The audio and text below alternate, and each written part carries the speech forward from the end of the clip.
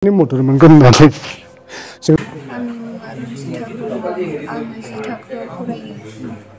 आङो matric exam होनो गोनांमोन आङो दा गोब्राब बेरामाव गोग्लैनानै दङ अन्नानै आंखौ हेफाजाब खालामदो आंनो गोबां रांनि आरो 100 इउनिट प्लेटलेट थैनि गोनांथि जादों अन्नानै आंखौ हेफाजाब खालामदो जाहाथे मोजाङै मोजां हामनानै आं मेट्रिक एग्जामखौ होनो हायो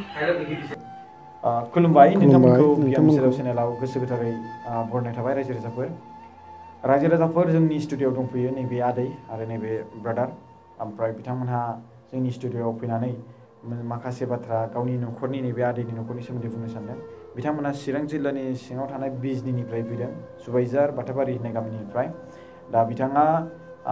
जे मा बाथ्रा लाना फैदों बिथाङा गावनो बुंगोन आं सिगांग्रो ब्रादार नोंखौ बुंनो थिनबाय खुलुमबाय दा जोङो बे स्टुडिय'आव फैनायनि गुबै जाहोना जाहैबाय जोंहा बेयो आंनि गुमै जायो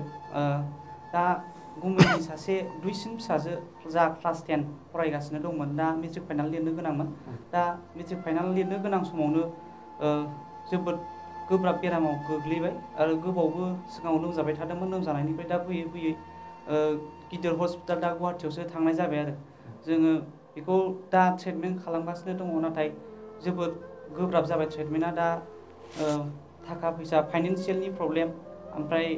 ब्लाडनि प्रब्लेम दा बिदि जानानै दङ बिबुरुवा गुवाहाटि केन्सारनि केससो जानानै दङ दा गोबावबो जाबाय लोमजानाया दा सानफ्रामबो बिनि देहायाव माने ब्लाड नांबाय थागौ जायो आरो सानफ्रामबो माने बिनो ब्लाड सोबाय थानांगौ गुफुर थै आरो मोनसे रेड ब्लाड दं गोजा थै बिनि होबाय थानांगौ जायो आरो जुदि मानसिया ब्लाडखौ सोनो मोनस्लाबाबाथाय मानसिया सिरियास जाफिनो आरो ओमफ्राय ब्लाड सोबा मोजां जाफिनो दा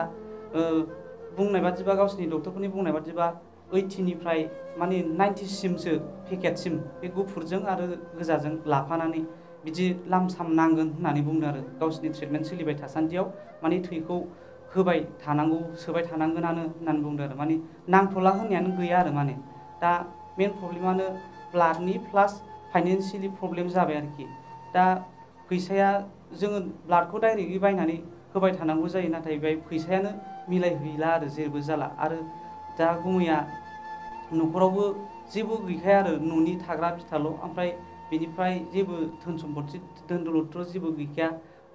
फिसा फिसौ बेफार गेलेयोमोन दा बेफाराबो ओजोंहाय बेरामनि थाखायनो स्टप जाबाय ओरैबो मावजाया जानानै दं आरो दा मेन प्रब्लेम जोङो ब्लाडनि थाखाय ब्लाडआबो डनारजों सिगाङाव लांदोंमोन डनारखौ जों सिगाङाव मोन्दोंमोन ओमफ्राय दा डनारखौबो मोनफ्लायबाय थाला आरो सिना जाना जा एसे जाथि खुरमाफोरबो होबाय बिथांमोननिसिम रोजा रोजा साबायखर होनो जोङो गोनां दं साबायखरबो बावहरबाय बिथांमोननिसिम नाथाय दा उननि फिन नांबाय थागौ सम बेखौसो जों जेरैबो मोननो हाया जोङो स्क्रिनाव नाम्बार होनाय जागोन सोरबाफोर अननानै अनसुलिफोर दङब्ला ब्लाडनि गोनांथियाव डनार होनो गोसो जानाय बिथांमोनहा कन्टेक्ट खालामनो हागोन आरो फाइनान्सियेल प्रब्लेम जोङो डाइरेक्टलि बायबाय थानोबो हाला आरो दायो ओमफ्राय दा ब्लाडखौ जोङो बायोबाबो जों थाखा नांखागोनखा दा बिनि फाइनान्सियेल प्रब्लेम आरो दा जेबो जाला सिगाङावहाय जोङो माने 3L माने 3 लाखसो बे खरसाया थांखाबाय आरो सिगाङावनो ओमफ्राय नै दा लास्टनि ट्रिटमेन्ट सोलिगासिनो दङ दा बिनि प्रब्लेमासो फैयै बिराद दा माबा हाराहास्ति जाबाय आरोखि जेरैबो लामा सिरियास जाफैबाय दा आरो ब्लाडआबो सोदेरबाय थानांगौ जायो नालाय आरो सोबाल'सो दसेल'सो मोजां जायो गावसिनि ट्रिटमेन्टआव आरो नांबाय थागौ सानफ्रामबो आरो जों ब्लाडनि डनार मानसिजों बबाव सोरखौ मोनबाय थानो सिगाङाव जा एसे मोनबोबाय दाथ' जों बिदि मोनबाय थाया आरो दा बायफ्लायनानै होबाय थानांगौ जायो आरोखि माने खायदा खालामनानै बिदिनो बायनांगौ जायो आरो बिदिनो ब्लाडनि खेथ्रखौथ' मिथिखागोन माखासे गोबाङानो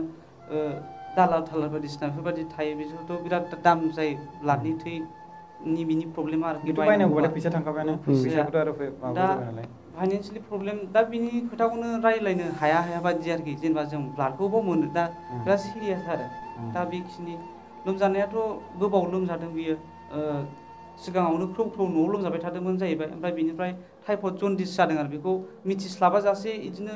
दोनबाय थानाय जादों एसे हामगोन खोमा साननानै बिदिनो फिसा फिसौ माने ट्रिटमेन्ट खालामबाय आरो लकेल डक्टरजोंबो खाथिफ्राव खालामबाय ओमफ्राय बे लकेल डक्टरफोरजों नायनायावथ' अरासै जन्दिसफोर थायोबा मायबा अरा जाहैदों आरो ओमफ्राय दा फुरापुरि गासै बिनि लोमजानाया नै दासिम मास मोनथाम मोनब्रैसिमावनो हाबनाय जाहैबाय आरो बै सिगांनि नर्मेलजों ओमफ्य दानि सिरियासआथ' गिदिर जाबाय आरो गिदिर जाबाय सिरियासआथ' 25 दिनसोफोर जाहैबाय गासै बेबायदि जाबाय आरो दा गुमैया एसे गाव फोरमायनानै लाथोंसै जाबायदि प्रब्लेम बेखौ हेलौ रायजोफोर खुलुमबाय आंनि मुङा रबिराम ब्रह्म आंनि फिसाजोआ ओरैबायदि बेमाराव दङ माने बेयो गुवाहाटि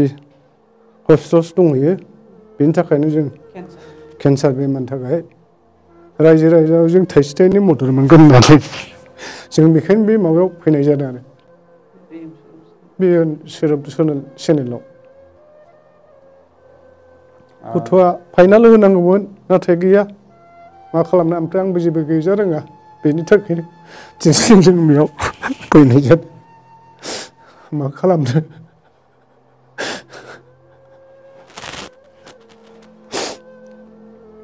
मा नाम मोनो गथ'ना